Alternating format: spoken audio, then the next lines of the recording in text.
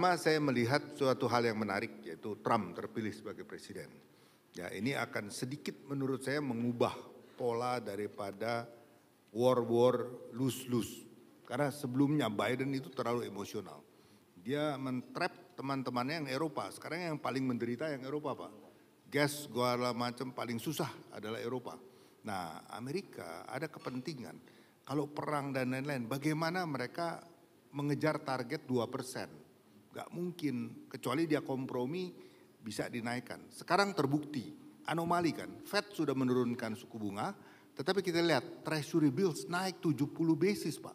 Fed turunin 75 basis. Treasury Bills yang jangka panjang itu naik 70 basis point. Nah, ini yang saya ambil, kenapa saya ambil potret ini.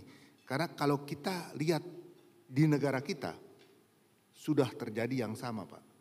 BI rate kita ingat sudah turun, ya sudah turun. Tetapi kalau Anda lihat tajam melihat SBN, ORI dan lain-lain di secondary market itu naik, bukannya turun, ya. Artinya apa? Ada beberapa hal. Bank sentral mau tidak mau melihat fundamental, harus turun ya turun. Amerika turun, banyak yang mengikuti turun juga gitu. Tetapi yang namanya praktikalnya itu adalah misalnya government bond yang sebagai benchmark. Government bond itu perlu stabil atau dinaikkan. Kenapa? Karena kebutuhan. Kita yakin pemerintah baru kewajiban government bond SBN yang jatuh tempo cukup besar plus kebutuhan-kebutuhan yang harus didanai. Kalau kita lihat APBN kemarin kan ya itu minta triliunan dikasih hanya sekian miliar. Artinya apa? Realisasi harus jauh lebih tinggi. Apalagi tax juga belum mencapai target tahun lalu ya. Artinya SBN itu nggak mungkin turun. Nah ini tantangan bagi perbankan. Karena kalau SBN 6,5-7%, dolar bisa dapat 5%. Ya. Lah deposito mau berapa gitu kan. Mana bisa turun kalau SBN begitu menarik. Ini contoh salah satu ya. Meskipun ada beda sedikit dalam arti kalau taruh SBN itu jangkanya agak lebih lama.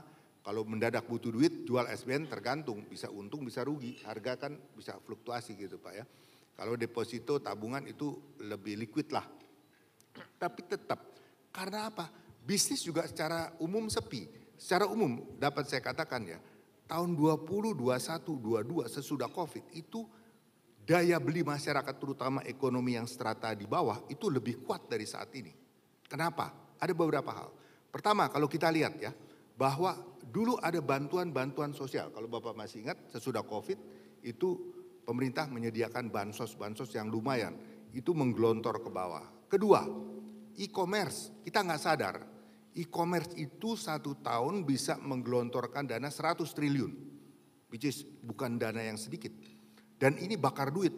Di mana sumber dari e-commerce? Investor asing. Dana asing masuk invest di company-company. Boleh saya sebut cukup banyak karena ada Blibli, ada Tokped, ada Bukalapak, ada Shopee dan lain-lain. Mereka itu bakar uang. Apa arti bakar uang? Mereka misalnya delivery cost dipotong. Kemudian kalau kita lihat biasa kalau kredit card, debit card itu ada yang namanya merchant discount. Jadi kalau merchant jualan dengan kartu daripada bank itu kena merchant diskon mungkin 1,5-2%, paling tinggi rasanya 2,5%, Amex. Tetapi e-commerce itu awalnya free, sekarang 10-20% merchant diskon. Ya, jadi bayangkan, dulu harga murah, sales meningkat keras, driver Gojek, Grab dan lain-lain itu banyak order, dapat income tambahan. Jadi di lower class ini lumayan dapat additional income. Orang bisa beli belanja murah. Nah ini juga stop. Jadi bansos stop, bakar uang dari e-commerce juga stop. Yang ketiga, dulu awalnya kita ingat pinjol. Pinjol di mana-mana. Memang pinjol ini seperti obat isinya racun, jujur aja. Bagi orang bank kita melihat begitu. Kenapa? Pernah saya pelajari beberapa kasus ya. Orang pinjam duit 7 juta. Dia butuh 2 minggu. Berapa harus kembali dalam 2 minggu? 8,8 juta. Saya cek ini pinjol legal apa illegal? Legal. dapat izin dari OJK. Memenuhi syarat per hari 0,3%, itu aja udah sadis. 0,3 kali 30 itu 9% per bulan yang harus dibayar. Tapi 9% kali 7 juta itu cuma 630 ribu. Nah, kenapa dia mesti bayar bunga sampai 1,8? Ternyata ada biaya ini, admin fee, ada EV lain-lain lah pokoknya. Total itu kalau bunganya 630, ada yang lainnya 1,1 juta untuk pinjam 7 juta. Jadi 8 juta. Jadi kan ini mencekek. Maka saya bilang kalau darurat sekali pinjol ini menguntungkan. Tetapi begitu ini bergulir dan pinjol ini dari pinjol satu ke pinjol lain. Pinjam 7 juta, jatuh tempo dia nggak bisa bayar, pinjam dari pinjol lain. Induknya nambah dari 7 jadi 9, 9 jadi 18. Nah akhirnya kan dunianya kiamat, kasihan juga ya kalau terus begitu. Jadi ini yang saya bilang obat sementara tapi jadi racun. Nah ini ada sekarang diperketat, pinjol diperketat ya, diperketat. Jadi sumber-sumber penghasilan yang middle low class itu makin sedikit. Buying power rendah. Kenapa? Kalau kita lihat omset penjualan rata-rata saat ini menurun. Sehingga kalau kita lihat pertambahan kredit sekarang Pak, itu bukan banyak dari SME dan komersial. Ada, tetapi itu moderate growth. Yang tinggi adalah corporate growth. Corporate itu dari mana? Dari hilirisasi. Itu suatu proyek yang sukses, dapat saya akui ya. Hilirisasi itu bahkan saya pernah bicara dengan orang Kanada, orang Australia, dia bilang your president excellent katanya. Bisa menambah value added daripada only raw materials menjadi sesuatu yang bisa 10-20 kali daripada nilainya. Di negara mereka belum dilakukan itu. Nah itu membuat kita bisa growth 5%. Memang kita tahu target Pak Presiden 8%, tapi itu kan memang untuk jangka panjang. 5% kalau kita bandingkan dengan neighboring country kita, mungkin hanya India yang melebihi kita, sekitar 7 kalau saya tidak salah ya.